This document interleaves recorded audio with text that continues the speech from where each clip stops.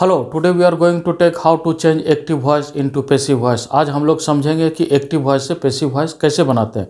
तो चलिए वीडियो को शुरू करते हैं। चलिए इससे एक एग्जांपल से समझते हैं। The librarian organised the books. यहाँ पर लाइब्रेरियन एक्टिव वॉइस में सब्जेक्ट है, मेन वर्ब ऑर्गेनाइज्ड है जो कि फर्स्ट फॉर्म में है, अर्थात वर्ब का सेकेंड फॉर्म है, क्योंकि जो सेंटेंस है वो पास्ट इंडेफिनिट टेंस का है और ऑब्जेक्ट द बुक्स है। पैसिव वॉइस में यही जो ऑब्जेक्ट है वो सब्जेक्ट के जगह पर आ जाता है। द बुक्स जो है ये सब्जेक्ट के जगह पर आ गया, लेकिन द बुक्स अब भी पैसिव वॉइस में ऑब्जेक्ट ही है।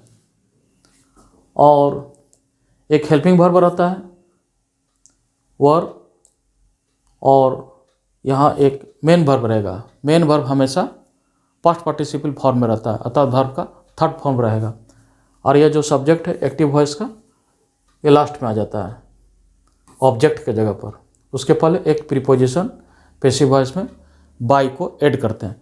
तो एक्टिव और पैसिव वॉइस का स्ट्रक्चर इस तरह से रहेगा। एक्टिव वॉइस है तो सबसे पहले रहेगा सब्जेक्ट, उसके बाद रहेगा मेन वर्ब। यदि एक्टिव सेंटेंस में कोई हेल्पिंग वर्ब है तो मेन वर्ब के ठीक पहले रहता है और लास्ट में रहेगा ऑब्जेक्ट। लेकिन पैसिव वॉइस में ऑब्जेक्ट सबसे पहले रहेगा, क्योंकि passive voice begins with object. उसके बाद हेल्पिंग वर्ब रहेगा, कोई ना कोई एक हेल्पिंग वर्ब रहेगा। मेन वर्ब रहेगा जो कि हमेशा वर्ब का थर्ड फॉर्म रहेगा। एक प्रीपोजिशन रहेगा बाय, और लास्ट में आपका रहता है सब्जेक्ट। एक्टिव वॉइस से पैसिव वॉइस कैसे बनाते हैं, चलिए उसी एग्जाम्पल को एक बार फिर लेते हैं।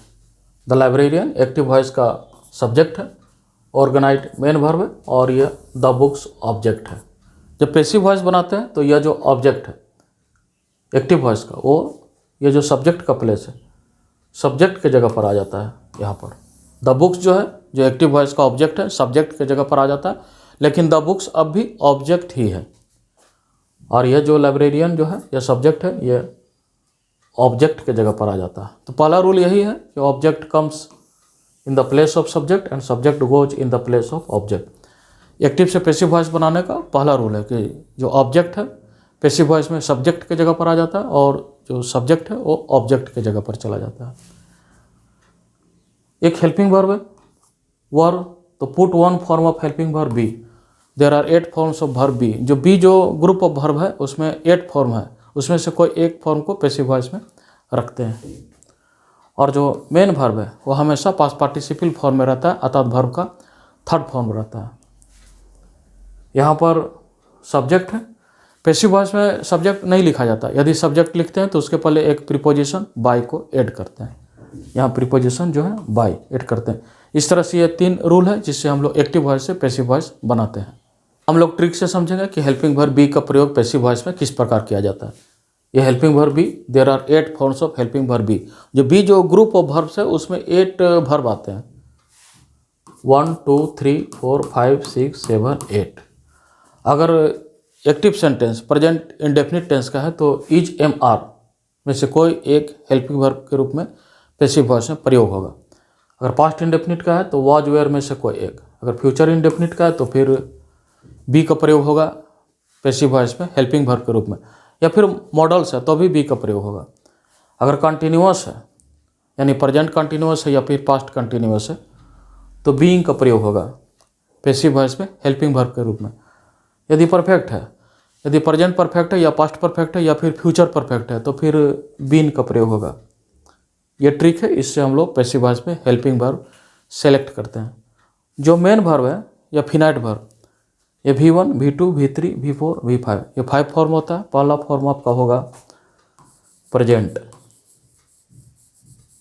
ये प्लूरल फॉर्म होता है। V1 वर्ब का प्लूरल फॉर्म होता है, V2 पास्ट फॉर्म होता है, और V3 past participle,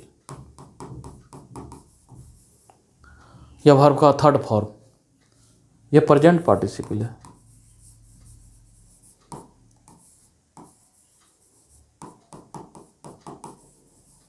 V5 verb का सिंगुलर फॉर्म होता है, प्रेजेंट।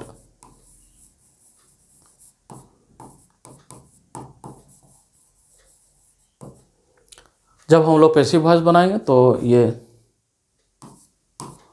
V3 फॉर्म का प्रयोग करेंगे। मेन वर्ब हमेशा पास्ट पार्टिसिपल फॉर्म में ही रहता है।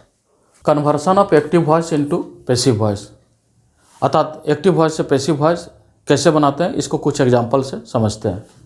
प्रेजेंट इंडेफिनिट, ये दोनों जो सेंटेंस है 1 और 2 प्रेजेंट इंडेफिनिट टेंस का एग्जाम्पल है। कैसे बनाते हैं? पहला रूल कहता है कि ये जो ऑब्जेक्ट है एक्टिव सेंटेंस का, ये है सब्जेक्ट और ये आपका है ऑब्जेक्ट। ऑब्जेक्ट चला जाता है सब्जेक्ट के जगह पर है, ये आपका आ जाएगा यहाँ पर एक एक, और ये आ जाएगा यहाँ पर।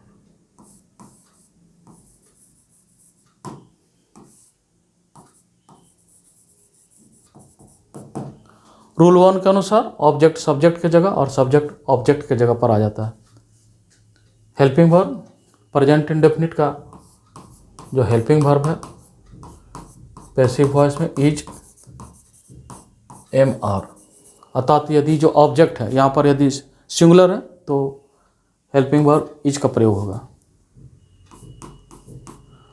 यदि प्रोनाउन आई है तो एम का प्रयोग होगा, और यदि यहाँ पर ऑब्जेक्ट अगर प्लूरल है पैसिव वॉइस में तो वर्ब आर का प्रयोग होगा। मेन वर्ब हमेशा थर्ड फॉर्म में रहता है V3, और रूल 3 के अनुसार एक प्रीपोजिशन बाय लगाएंगे।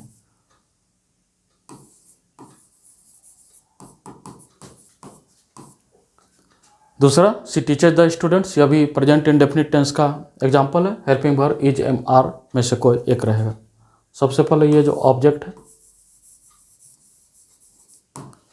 सब्जेक्ट की जगह पर आ जाएगा।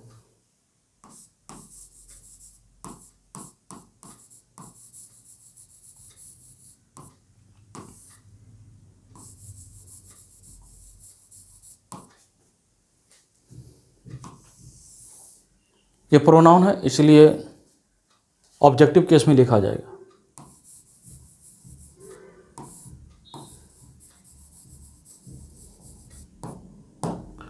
सी का ऑब्जेक्ट प्रोनाउन हर है, अर्थात ऑब्जेक्टिव केस में है, लेकिन यह अब भी सब्जेक्ट है। द स्टूडेंट्स ऑब्जेक्ट है, सब्जेक्ट के जगह पर चला गया लेकिन अब भी यह ऑब्जेक्ट ही है। उसके बाद ऑब्जेक्ट प्लूरल है, वर्ब लगेगा आर, इसका होगा taut. Main verb third form में रहेगा और एक प्रीपोजिशन लगेगा। इस तरह पैसिव वॉइस बनेगा। थैंक्स।